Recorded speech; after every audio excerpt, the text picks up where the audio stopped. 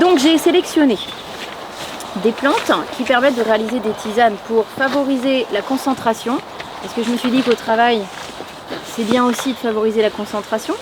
Les plantes qui sont en face de moi, là par exemple la menthe, ça c'est la menthe poivrée, et à votre avis, elle a combien de molécules dans sa feuille, parce que c'est la feuille qui va être, qu'on va pouvoir frotter pour sentir la menthe, hein. Il y en a d'autres, ça va être les racines, les graines, les parties qui produisent des sécrétions aromatiques ne sont pas toujours les feuilles, mais en grande majorité, il y a les fleurs aussi. À votre avis, une plante, ça fait à peu près combien de molécules aromatiques? Donc une plante égale environ 100 molécules aromatiques. Quand c'est une plante aromatique, on est d'accord, hein, parce que toutes les plantes ne font pas des huiles essentielles. 2% des plantes sont aromatiques sur la planète, c'est pas beaucoup, mais c'est ce qui nous permet d'avoir des tisanes avec du goût. Tout se passe dans la feuille, donc c'est vrai que quand on prend une feuille comme ça, on se rend pas compte un peu de toute la technique qu'il y a à l'intérieur, mais la plante est très intelligente. Et là en fait on va avoir des poches à essence, et c'est quand vous frottez la feuille, vous avez cette odeur, hein, et donc c'est parce que vous cassez en fait les poches à essence.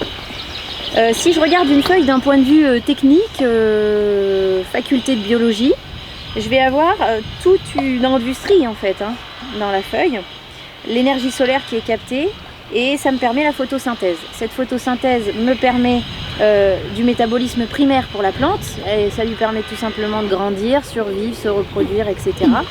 Et il y a aussi ce qu'on appelle le métabolisme secondaire, et comme son nom l'indique, ce n'est pas un métabolisme obligatoire finalement. Et ce métabolisme secondaire, bah là effectivement vous allez retrouver la sécrétion aromatique. Toutes les plantes ne le font pas, mais celles qui ont décidé de le faire, à votre avis pourquoi elles le font? C'est souvent pour elles-mêmes, effectivement, perpétuer son espèce, attirer les insectes, repousser les nuisibles, et évidemment elles n'ont pas pensé à l'être humain parce qu'elles sont là depuis beaucoup plus longtemps que nous.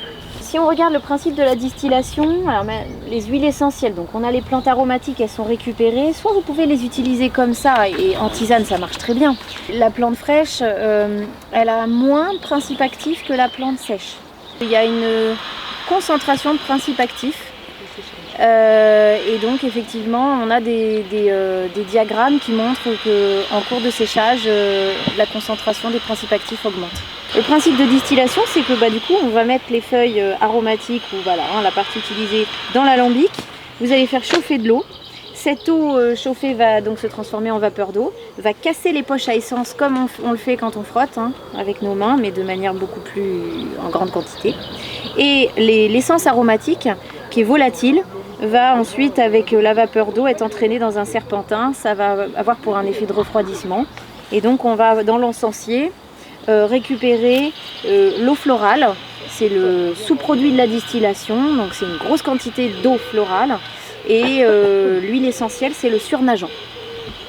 Et finalement il n'y en a pas beaucoup, c'est pour ça que l'huile essentielle a un certain coût et c'est ultra concentré.